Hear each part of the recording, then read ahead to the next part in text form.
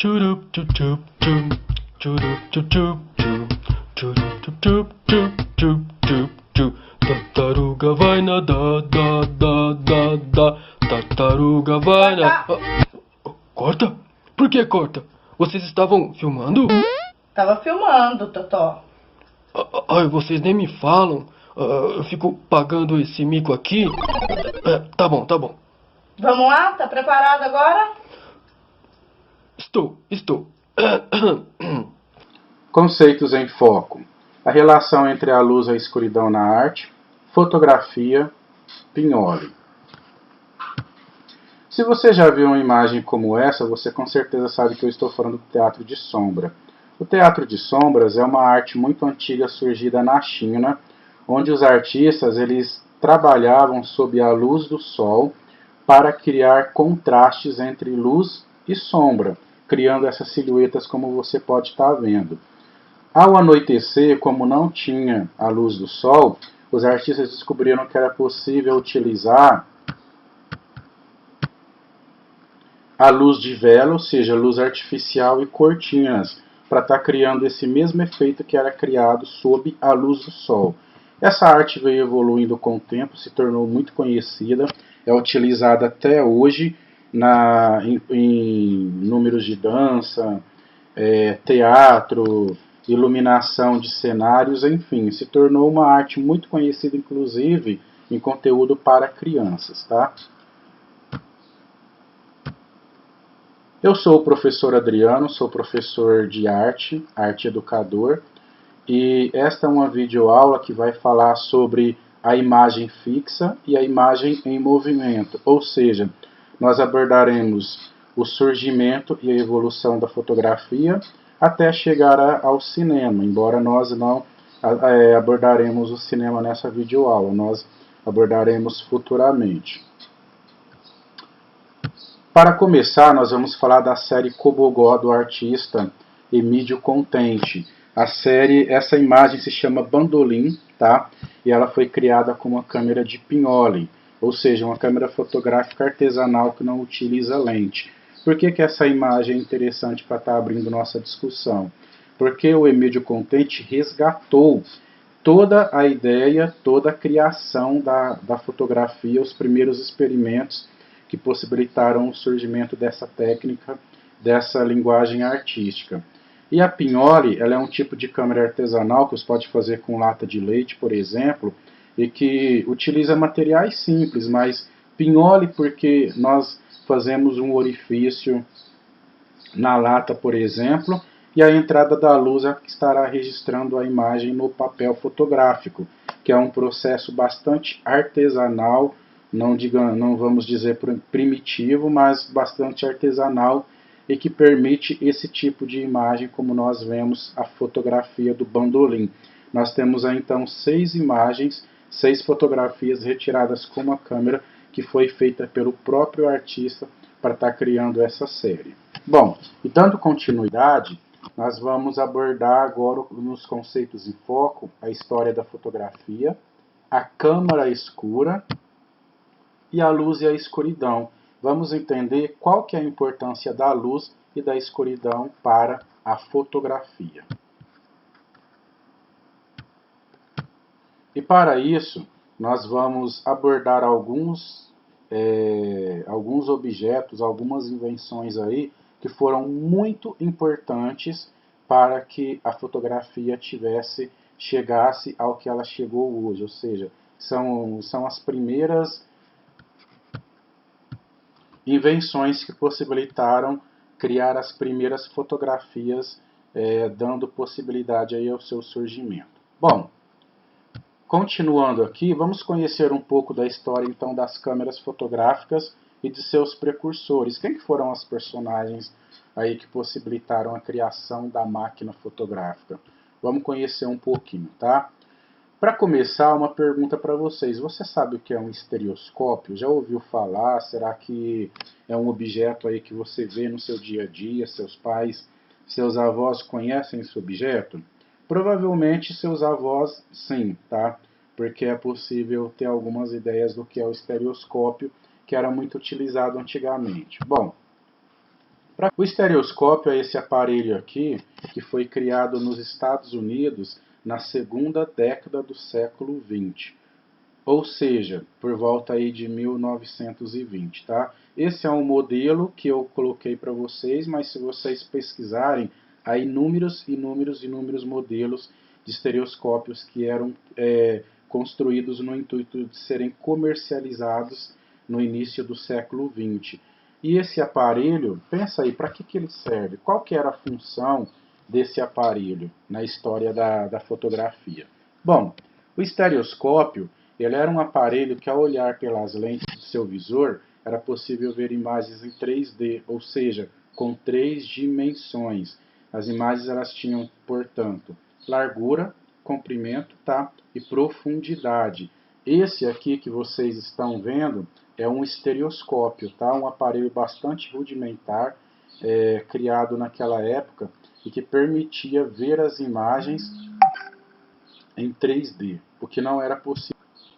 E como funciona o estereoscópio? O estereoscópio ele funcionava criando uma ilusão de duas imagens captadas ou impressas em ângulos ligeiramente diferentes, ou seja, ângulos com mais ou menos 10 graus de diferença. As duas imagens elas parecem ser iguais, mas na verdade elas não são. Por isso nós dizemos que elas são imagens estereoscópicas. E para criar essa ilusão de tridimensionalidade, é parecido com o que ocorre com os nossos olhos, tá? Que registra ao mesmo tempo duas imagens e o nosso cérebro ele unifica essa imagem, ou seja, ele cria na verdade apenas uma imagem, embora é mais ou menos como funciona o microscópio e alguns outros aparelhos aí. E esse aparelho ele gera a sensação de profundidade e tridimensionalidade. Ou seja, nós não temos mais uma imagem plana, mas sim uma imagem, na verdade, em 3 dimensões. Vamos ver agora mais algumas imagens estereoscópicas para vocês terem ideia do que eu estou falando, tá? Bom, embora elas pareçam ser exatamente iguais, elas não são iguais. Elas são levemente diferentes, ou seja, mais ou menos aí elas são tiradas com uma diferença de mais ou menos 10 graus para que elas possam ser estereoscópicas, tá? E elas eram colocadas naquele aparelho estereoscópio, aonde a pessoa olhava, tá, a imagem e o cérebro conseguia produzir uma ilusão, ou seja, ele enganava aí o cérebro, mostrando uma imagem, uma ilusão de uma imagem tridimensional, tá bom? Para você fazer essa imagem também não é difícil. Bom, vamos ver agora algumas imagens, algumas características, na verdade, do estereoscópio. O estereoscópio, como eu disse para vocês, é um aparelho que ele tinha a capacidade de gerar a ilusão de tridimensionalidade na imagem plana. Lógico, uma imagem fotografada com uma certa diferença. O estereoscópio ele foi inventado em 1838 pelo físico inglês Charles Wheatstone, tá? E dentro desse aparelho eram colocadas imagens e gravuras que eram adquiridas para você ter vamos dizer aí, esse entretenimento, que na época era algo inovador, era uma coisa que divertia a família. Bom, depois do século XX eram inseridas no estereoscópio também imagens tiradas por máquinas especiais, ou seja, máquinas que possibilitavam a criação de imagens estereoscópicas. O Charles Wheatstone, que é um físico britânico, cientista britânico nascido em 1802, que foi o criador desse aparelho, mais exatamente em 1838, tá? Ele tinha 36 anos na época. E ele também, se você pesquisar, ele foi o criador, o inventor de muitas outras invenções importantes, como por exemplo a telegrafia e a ponte Wheatstone. Bom, dando continuidade aqui, mas e atualmente? Qual é a função do estereoscópio? Como que o estereoscópio é hoje? Será que ainda existe esse aparelho? Será que ele ainda é comercializado daquela forma? E será que principalmente ele serve para alguma coisa? Bom, Atualmente, o estereoscópio ele é apresentado da seguinte forma, inclusive bem tecnológica, né? Ele é um objeto acoplado a telefones celulares que permite ver a imagem 3D. Na continuidade, nós vamos falar agora sobre o Alhazen, nascido em 965 e falecido em 1040. Ele nasceu em Bassorá, para vocês terem ideia, e morreu na cidade do Cairo. Ele era um físico e matemático persa, pioneiro da ótica, depois de Ptolomeu, tá? E foi um dos primeiros a explicar o fenômeno dos corpos celestes no horizonte. Nascido na Pérsia, no atual Irã, vamos ver agora quais foram as colaborações do Alhazen para o surgimento da fotografia, os primeiros passos da fotografia. Alhazen possibilitou a fabricação de lentes de aumento, tá? E através dessa colaboração do Alhazen, na metade do século XVII, foi possível criar até mesmo os óculos como os que usamos hoje. E através também das lentes foi possível criar vários outros aparelhos como binóculos, lunetas, lupas, telescópios, enfim. Mas foram as lentes das máquinas fotográficas e das filmadoras que mudaram radicalmente a nossa forma de olhar o mundo.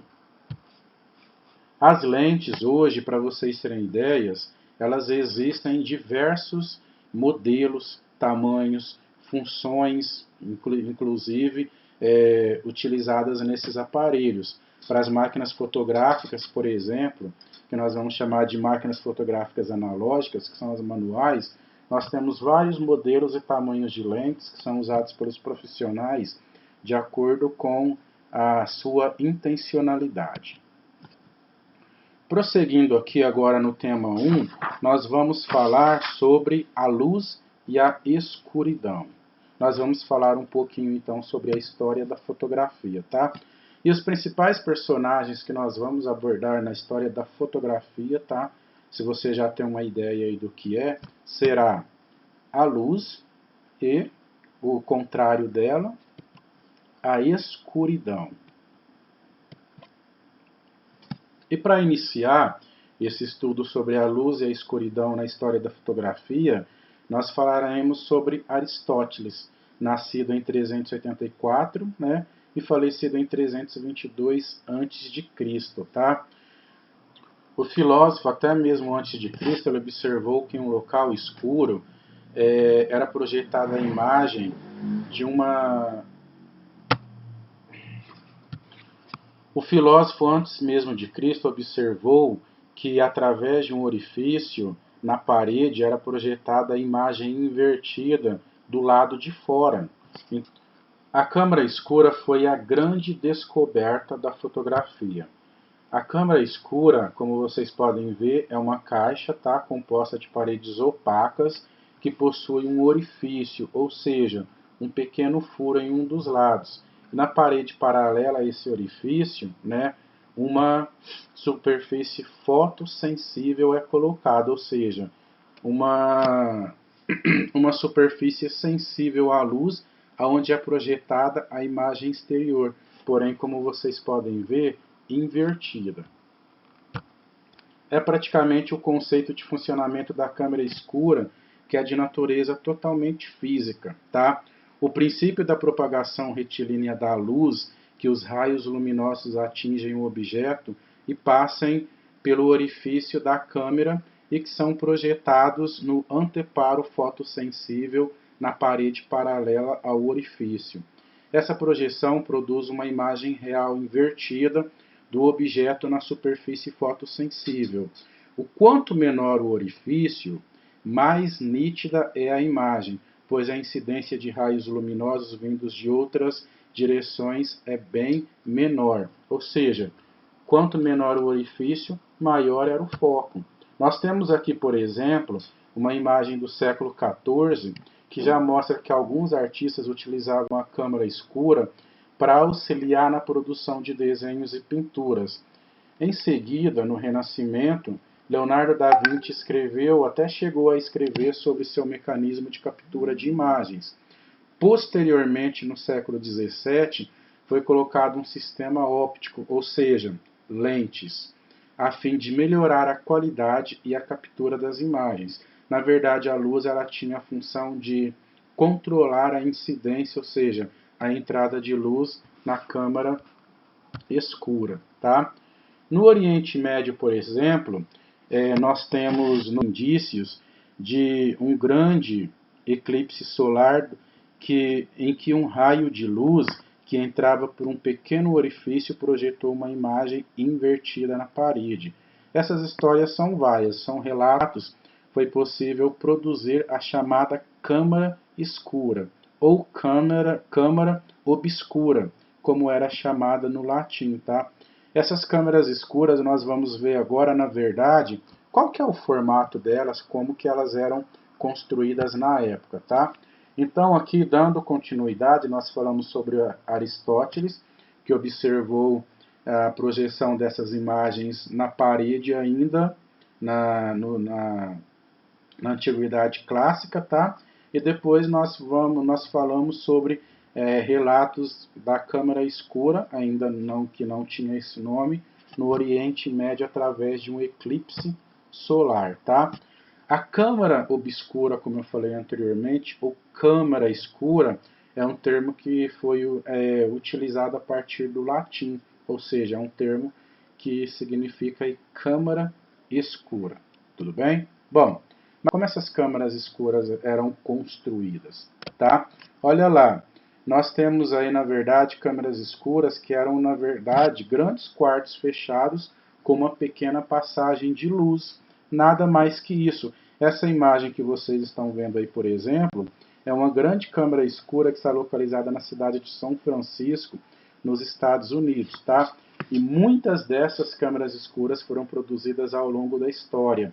Câmaras escuras enormes, do tamanho de quartos, até mesmo câmaras escuras pequenas. Existem poucas no mundo hoje, mas é possível ver algumas delas na África do Sul, na Inglaterra, na Escócia, na Califórnia, enfim, e até mesmo, por incrível que pareça, na Fundação Oswaldo Cruz aqui no Brasil, no Rio de Janeiro. Então nós temos no Brasil também uma câmara escura. Bom, dando continuidade aí, nós falamos do Renascimento, vamos voltar agora um pouquinho, tá, para falar dessa época, onde Leonardo da Vinci, tá, durante o Renascimento aconteceu entre o século XIV e o século XVI, tá? Alguns artistas já utilizavam a câmara escura, como eu falei para vocês, para estar auxiliando no desenho e na pintura. Mas foi nessa época, no Renascimento, entre os séculos XIV e o século XVI, que as lentes, que já eram, como nós falamos, já haviam sido criadas lá atrás, tá? Elas foram adaptadas às câmaras escuras, ou seja, essa lente ela foi colocada no orifício da câmara escura e a imagem adquiriu uma maior qualidade, porque foi possível focar melhor o que seria, na verdade, registrado. Tá? E essa câmera, com o tempo, ela foi evoluindo, ela foi diminuindo de tamanho, tá? Até que ela pôde ser transportada. Aqui, como nós falamos, tá? O interessante de você pensar na lente é que ela proporcionou uma maior nitidez, tá? O que era um grande problema na época, porque a imagem, como ela não tinha um foco, era muita luz que passava pelo orifício, a imagem acabava não sendo muito nítida, ou seja, muito clara, tá? Mas descobriu-se também que quanto menor os orifícios, mais nítidos são os traços, tá? E com a diminuição da entrada de luz, havia um considerável escurecimento da imagem produzida. Por esse motivo é que foi necessário desenvolver o mecanismo das lentes, né? As lentes que possibilitaram controlar a luz, foi criado ali mais ou menos em 1550 por um físico italiano chamado Girolamo Cardano, e que, na verdade, que utilizou uma lente que ele chamou, né, a lente biconvexa. Dando continuidade aí na história da fotografia, agora nós passamos para Aristóteles, o Oriente Médio, o Renascimento, vamos chegar agora no século XIX. No século XIX, a grande evolução da câmera escura, importante para o surgimento da fotografia, foi o tamanho. Ela diminuiu de tamanho e se tornou mais compacta, sendo possível carregar essa câmera para onde fosse necessário, portanto, sendo possível transportá-la. Bom, aqui nós abordaremos processos físico-químicos e as experiências fotográficas na história da fotografia e que possibilitaram aí, então, o surgimento, na verdade, o surgimento da primeira imagem fixada na história da fotografia. E para isso nós vamos falar de processos físico-químicos.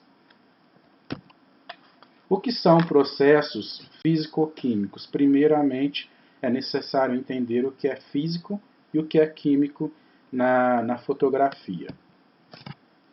Primeiramente, nós temos que entender que a palavra fotografia, ela vem da palavra foto, tá? Que significa luz, e grafia, que significa escrever. Portanto, escrever com a luz.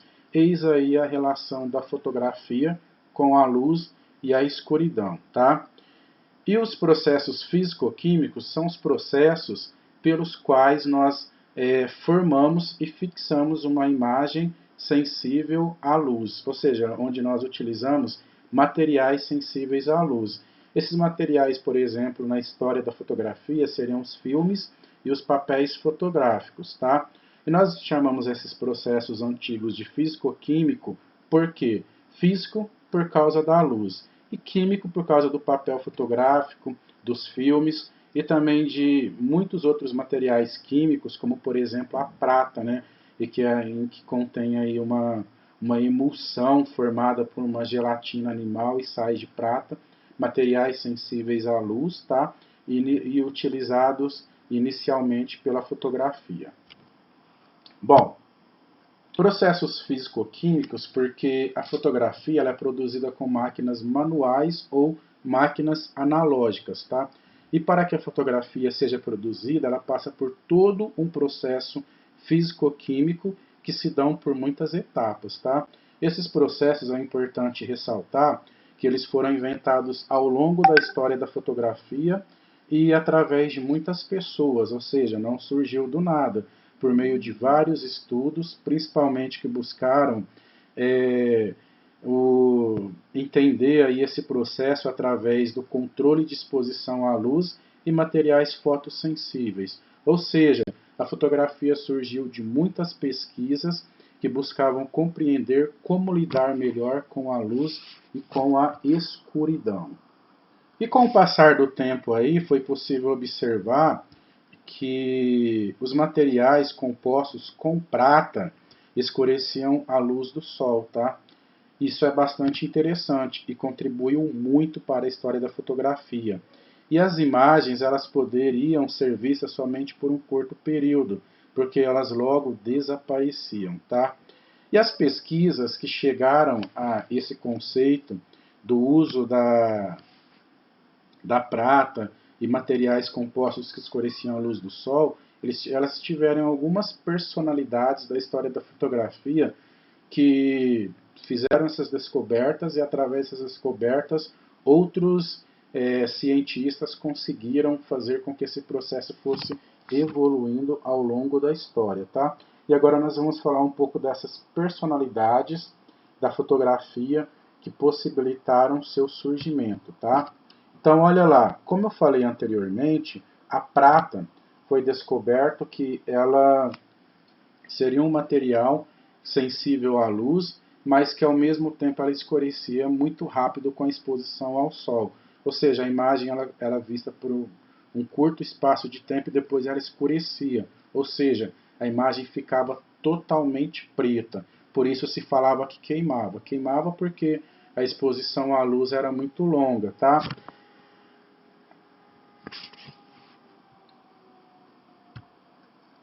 Essas imagens queimadas, como eu falei anteriormente, elas eram vistas por um curto período de tempo.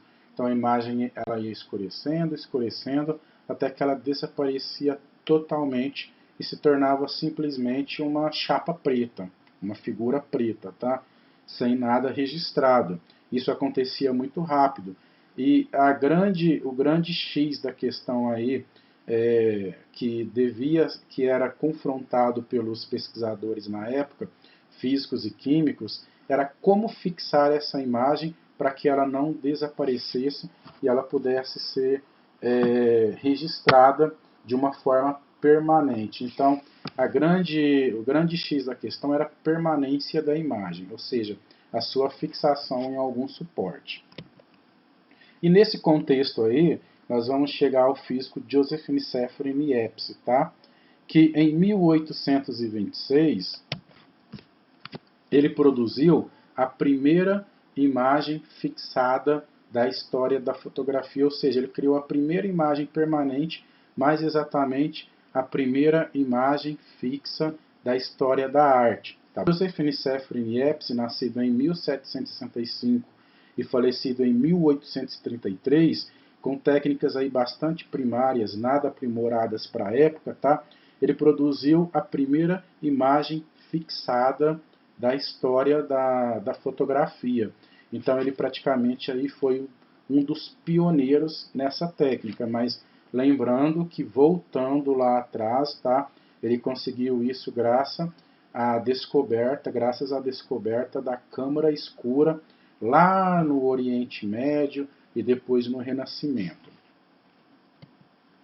Mas como na verdade ele conseguiu produzir essa primeira imagem fixa na história da fotografia? Vamos descobrir aí como, tá? Essa primeira imagem fixa da história da arte foi possível a partir de uma técnica chamada heliografia, uma técnica bastante primitiva, digamos assim, mas que possibilitou a fixação da imagem, tá? Para que isso fosse possível, foi exposta uma placa de estanho por 8 horas à luz solar.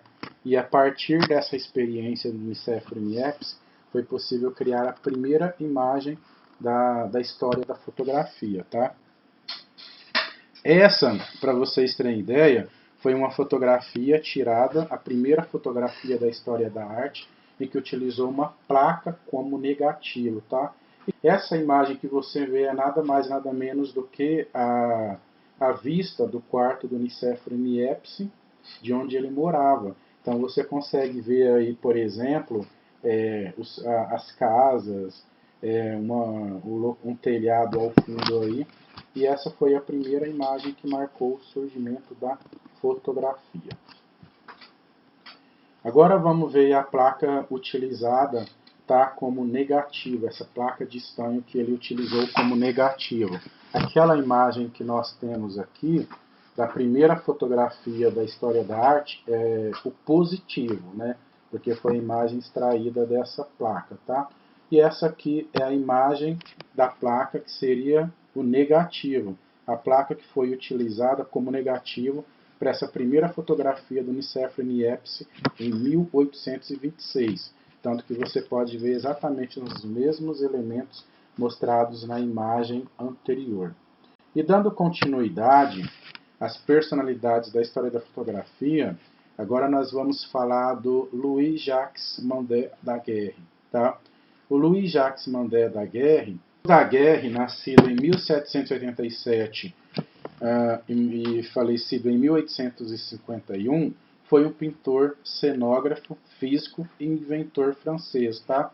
E a grande contribuição do Daguerre para a história da fotografia foi o daguerreótipo, tá? Patenteado em 1835 e cedido ao governo francês em troca de uma pensão vitalícia. Ou seja, na verdade, ele tornou a sua invenção de domínio público.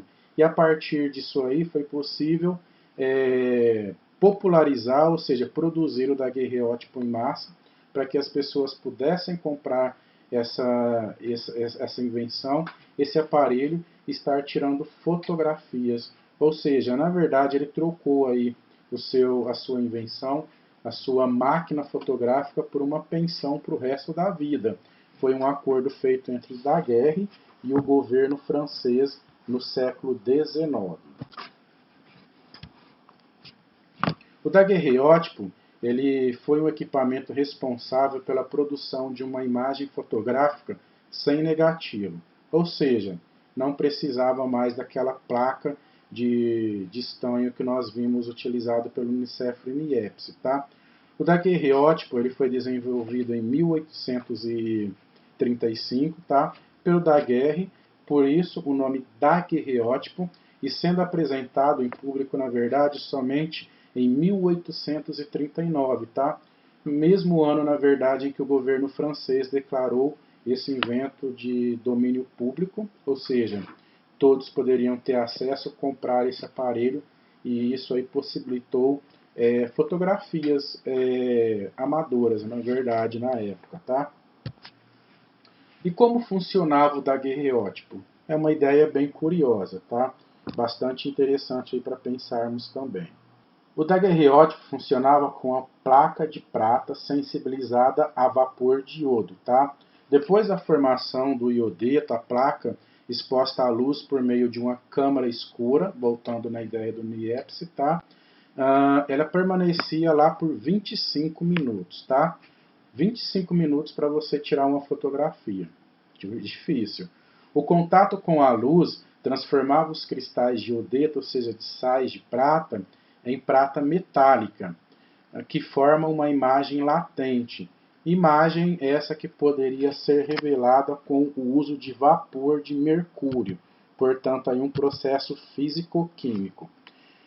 Depois desse processo, então, é o momento de promover a fixação da imagem na placa, isto é, através da utilização de hipossulfito de sódio. O hipossulfito de sódio solubiliza toda a quantidade na região de iodeto e depois disso, então era só lavar essa lâmina, né, e a imagem captada estará fixa nessa placa, sob a forma de uma líquida brilhante. O resultado nessa época era um positivo em baixo relevo, e não em placa como era a do Niepce, e possui uma grande quantidade de detalhes. No entanto, a placa deve ser protegida com um cristal e ser fechada hermeticamente, ou seja, sem nenhum contato com o ar, para evitar a perda da imagem, pois a superfície era bastante delicada, tá?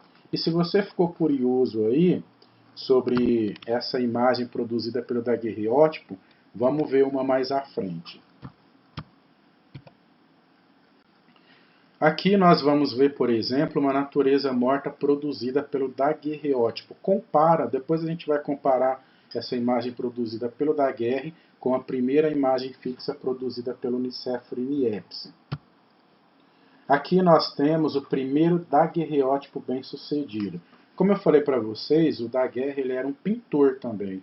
Então isso explica todo esse arranjo, essa composição muito bem colocada aí para essa primeira imagem de uma natureza morta de objetos sem vida, onde aparecem vários objetos, essas esculturas de anjo, em algum quadro e alguns outros objetos aí dentro da composição. Agora a gente vai comparar essa primeira imagem feita pelo Niepce em 1826 e essa natureza morta produzida pelo Daguerre em 1837. Bem diferente, né? Uma evolução enorme da heliografia para o daguerreótipo, tá? E o que nós percebemos aqui, na verdade, foi a condição de fixação da imagem. E até mesmo a qualidade da imagem que melhorou bastante, tá? Por que isso foi possível? O Daguerre e o Nicefro e Niepce, na verdade, eles eram parceiros, eles tinham uma sociedade. Isso a partir de 1829. O Daguerre ele herdou a invenção e os conhecimentos adquiridos pelo Nicefro e Niepce e permitiu adicionar uma nova variação à câmara escura, tá? Cada um trabalhou de forma independente, mas por diferentes vias. O Niepce, por exemplo, procurava teimosamente resolver a questão do processo do betume da Judéia, ao passo que o Daguerre ele já procurava modificar o processo e os materiais usados a fim de reduzir o tempo de exposição que ainda se mantinha a cerca de mais ou menos 1 hora. Ou seja, 1 hora para poder fixar a imagem. A imagem formada na chapa, depois de revelada, ela ainda continuava sensível à luz do dia e padecia de curta durabilidade, ou seja, ela escurecia e ficava preta. O Daguerre, por incrível que pareça, ele solucionou esse problema quando ele descobriu que, ao mergulhar as chapas numa solução aquecida de sal de cozinha, o sal de cozinha ele tinha um poder fixador, ou seja, ele fixava a imagem e ela não mais se alterava. Ou seja, o sal de cozinha era a solução para o problema da fixação da imagem. E aí segue uma curiosidade para vocês, tá? Era possível produzir retratos utilizando o daguerreótipo? A resposta é sim, porém, com toda a sua dificuldade. Aqui nós temos, por exemplo, o daguerreótipo, o único retrato conhecido de Maria II de Portugal, de aproximadamente aí do século XIX, 1850, tá?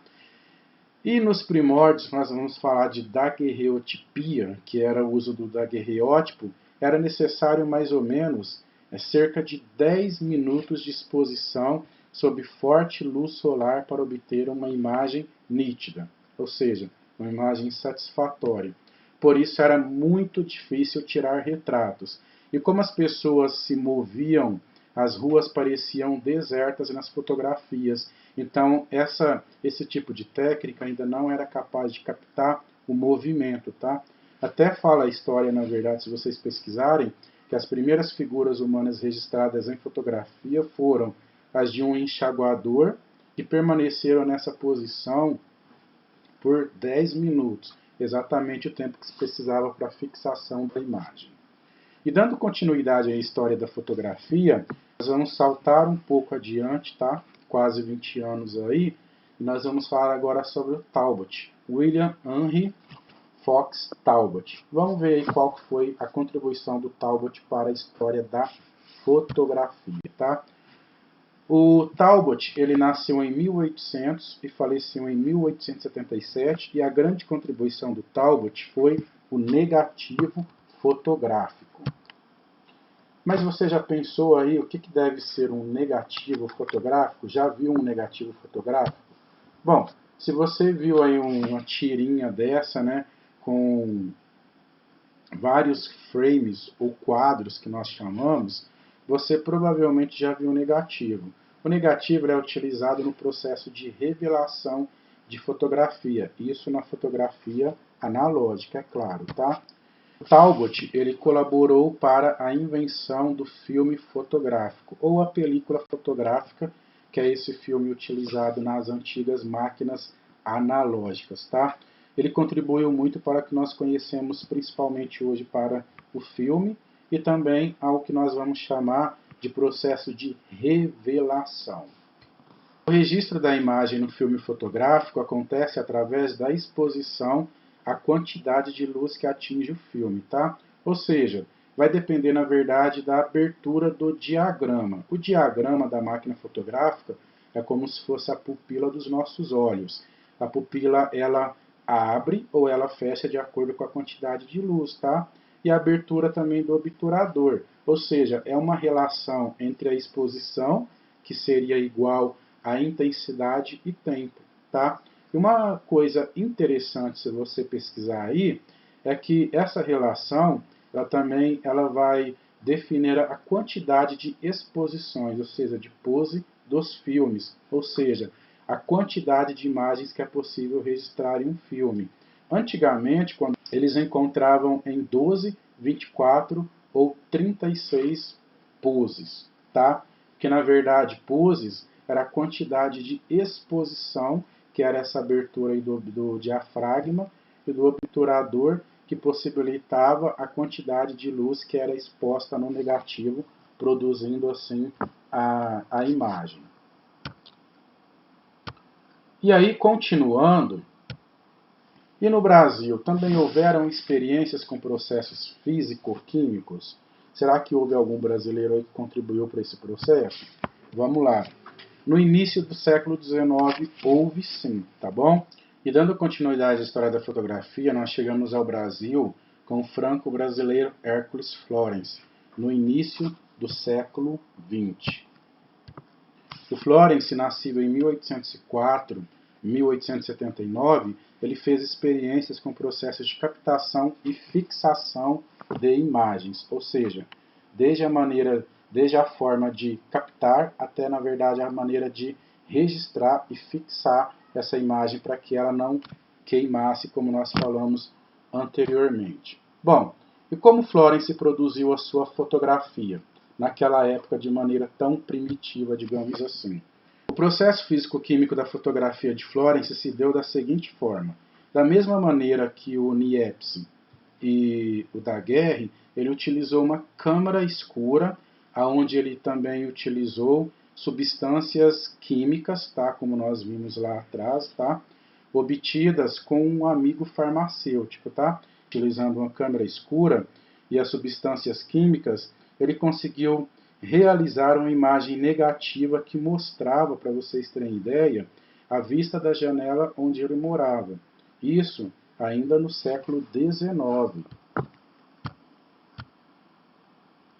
Essa foi a imagem captada e registrada pelo Florence no século XIX, aqui para vocês terem ideia, onde ele morava no interior de São Paulo. Tá? Como vocês podem ver aí, essa imagem ela já tem uma nitidez, uma clareza muito grande, tá? Tão grande quanto o daguerreótipo criado pelo Daguerre lá em 1837. Tá? E além da técnica em si, né, uma grande contribuição que também é importante falar isso do Florence foi o emprego da palavra fotografia. Né? Ele que utilizou a palavra fotografia para designar essa imagem captada e fixada através da luz, através desses processos físico-químicos. Tá? Fotografia, que no francês photographe, tá? Cujo significado do grego, voltando lá no Aristóteles da câmara escura, significa escrita da luz, e que eu já falei também anteriormente para vocês.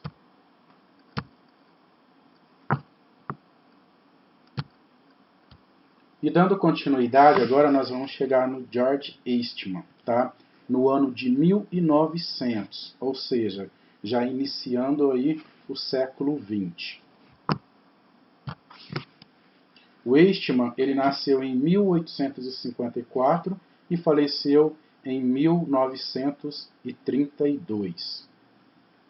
Ele era um estadunidense e que fundou a empresa chamada Eastman Kodak. Tá? Curiosidade, a Kodak existe até hoje, aí, ela produz câmeras ainda, produz filmes em negativo, então ela ainda continua em atividade. Tá? E o George Eastman, ele produziu a primeira câmera fotográfica da história da fotografia e que possibilitou principalmente a popularização da fotografia amadora, tá bom? Então aí, essa simplicidade, ela foi a primeira câmera de fotografia instantânea, criada aí no início do século XX e final do século XIX, tá? Ela, além de dar o registro mais rápido de mobilidade, ou seja, você poderia transportar para onde você quisesse, dispensando estúdios, principalmente, possibilitou acessibilidade à fotografia a quem ainda não tinha esse conhecimento estético tão profundo, tá? Essa câmera ela se chamava Kodak, e ela vinha com um rolo de filme com mais ou menos aí 100 poses e produzia imagens circulares, tá? Daquilo que era registrado. Com elas as pessoas não precisavam se preocupar em medir a luz, que o processo físico-químico que nós falamos anteriormente, tá? Não precisava medir base, não precisava medir nada. Era só apertar o botão e pronto, tá? Tanto que existe aí aquele famoso jargão da Kodak que nós vamos falar já já. Aqui eu tenho para vocês terem uma ideia, uma imagem do próprio George Eastman utilizando a sua Kodak. Tá? Nessa fotografia aí, ele está retirando uma foto, tá? Com essa máquina.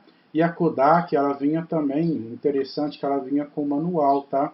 A pessoa fotografava, mandava essa máquina para o laboratório, ele revelava e mandava a caixa com mais 100 poses para você estar fotografando, tá? E aí, a partir desse processo, até gerou aquele marketing muito forte da Kodak, tá? Você aperta o botão e nós fazemos o resto, tá? No momento em que essa câmera foi criada, ela tornou a fotografia acessível e popular, principalmente. E ainda consegue congelar o momento, né? As pessoas pensavam assim, com mais espontaneidade e dando mais vida à fotografia. Assim, a sociedade moderna é toda invadida a partir desse momento aí pela fotografia possibilitada pelo George Eastman. E aí nós vamos chegar ao final do século XIX com George Raymond Lawrence, tá? O George Raymond Lawrence, ele foi criador aí, tá? De uma câmera bastante interessante, que gerou até meme já na internet sobre isso, tá? Bom, o George Raymond Lawrence, ele nasceu em 1868, falecido em 1938, tá? No final do século XIX, para vocês terem ideia, a fotografia, assim como a locomotiva, também outros inventos, já davam os primeiros passos, tá? Em meio a tantas novidades, para vocês terem ideia, o Lawrence, ele vai receber uma encomenda que vai marcar a história da fotografia. E é exatamente sobre essa encomenda que nós vamos falar agora, tá? O Lawrence, ele recebeu uma encomenda de uma fotografia de um trem, para o qual esse fotógrafo estadunidense, tá? Inclusive aqui nós temos o próprio Lawrence, nesse local aqui, junto com a sua câmera, onde ele criou a maior câmera do mundo, a chamada câmera Mammoth. Aí você pensa, para que ele criou, na verdade, por que o Lawrence criou uma câmera tão grande que foi chamada de câmera Mammoth? Primeiro, como nós falamos, ele recebeu a encomenda de um trem, tá? Mas o que um trem tem a ver com uma câmera tão grande? Pensa aí, qual que é a relação, tá? Por que ele achou que precisava de uma câmera tão grande para fotografar um trem? Ele acreditava que, para fotografar um objeto, algo muito grande, a câmera também deveria ser muito grande, tão grande quanto, né? Não é à toa que essa câmera recebeu o nome de câmera Mammoth. E por que isso acontecia, na verdade? Vamos pensar aí, né? Bom, por que criar uma câmera tão grande? Qual que era a razão disso? Primeiro, a limitação dos recursos fotográficos na época, tá? A câmera Mammoth, ela tinha muitas implicações, o que logicamente não levou adiante a sua produção. Ela não era tão prática quanto a Kodak número 1 do George Eastman. Por quê? Enquanto a Kodak permitia você retirar 100 fotos, a câmera Mammoth, ela permitia apenas uma fotografia por vez, tá? Ela ainda utilizava aquele processo físico-químico que utilizava chapas, tá? Uma grande chapa, uma grande placa, que precisava de revelação. E além do mais também, essa câmera ela era muito pesada e muito grande. Precisava de 15 homens para transportá-la e para operar essa máquina no momento de retirar a fotografia, tá? Por isso ela foi chamada de câmera Mammoth, tá? E por isso também ela não foi para frente, não foi produzida em grande escala como a Kodak, e existe somente, na verdade, aí um exemplar dessa câmera no mundo. Agora veja a única imagem que foi produzida com essa câmera, ou seja, o Lawrence ele produzir apenas uma imagem. Imagem, na verdade, que é essa imagem aqui, essa imagem panorâmica do trem, né, desse trem que foi registrado aí.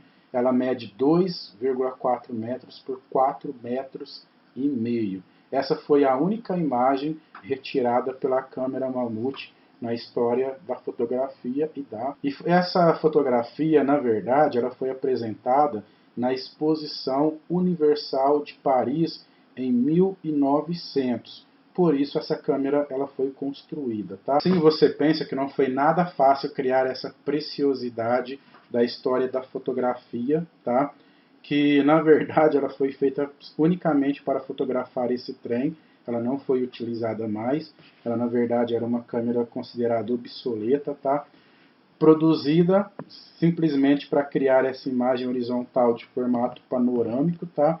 E ficou conhecida na época também por ter sido apresentada na Exposição Universal de Paris em 1900, tá? Com isso, com certeza, aquela câmera gigantesca entrou para a história, tá? E também aí, pelas suas peculiaridades, assim como também pela evolução do equipamento, hoje tão presente aí na vida de todos. Então, já imaginou você carregar uma câmera desse tamanho para lá e para cá? Era totalmente inviável, né? Conceitos em foco. Agora nós vamos falar sobre os processos físico-químicos na fotografia, pesquisa artística, poética e materialidade. Poética e materialidade, assim como pesquisa artística, nós vamos exemplificar isso muito bem na obra do Emídio Contente, que nós já falamos anteriormente. Bom, nós falamos inicialmente sobre luz e escuridão. Agora no processo físico-químico nós vamos falar um pouco também sobre luz e tempo, porque se você pensa aí, se a luz é a matéria-prima principal do processo físico-químico presente na fotografia, o tempo é um outro fator extremamente importante. Aí você pensa, tempo, mas por que tempo? O que o tempo tem a ver com o processo físico-químico da fotografia, tá? Quando nós falamos em tempo, nós estamos falando da exposição à luz de uma superfície fotossensível. Essa superfície fotossensível pode ser papel filme, pode ser papel fotográfico, tá? Como os que nós utilizamos hoje em dia. É um bom exemplo. Para fazer uma fotografia usando uma máquina analógica, é necessário controlar a luz e o tempo. Por isso essa relação aí entre luz e tempo, tá? Assim, para fazer uma fotografia usando então essa máquina analógica, tá? Você precisa aprender a controlar esses dois fatores, tá? Que é a intensidade da luz e o tempo de exposição. Para fazer uma fotografia utilizando uma máquina analógica, é preciso controlar manualmente a entrada e a intensidade da luz e o tempo de exposição da mesma. Como acontece o processo de revelação? No processo de revelação, há também uma preocupação com a luz e também com o tempo. Vamos pensar aí 4 fatores sobre o processo de revelação, tá? No processo de revelação, a preocupação com a luz e o tempo. Não se pode abrir uma câmera com um filme em um ambiente de luz natural e por isso costuma-se manipular esse filme dentro de uma sala em que não entre luz externa, dotada apenas de luzes vermelhas. Só se pode usar esse tipo de iluminação porque os materiais usados, como por exemplo os papéis fotossensíveis, não se alteram sob a luz vermelha. Outra preocupação no processo físico-químico são os produtos usados para revelar e fixar as fotografias e também os equipamentos, por exemplo, para ampliação e definição do enquadramento desejado. Dessa forma, estudar a fotografia analógica é também mergulhar em saberes da física e da química. Bom, essa foi uma videoaula sobre os primórdios da fotografia e nós nos vemos na próxima aula para falar um pouquinho sobre o cinema.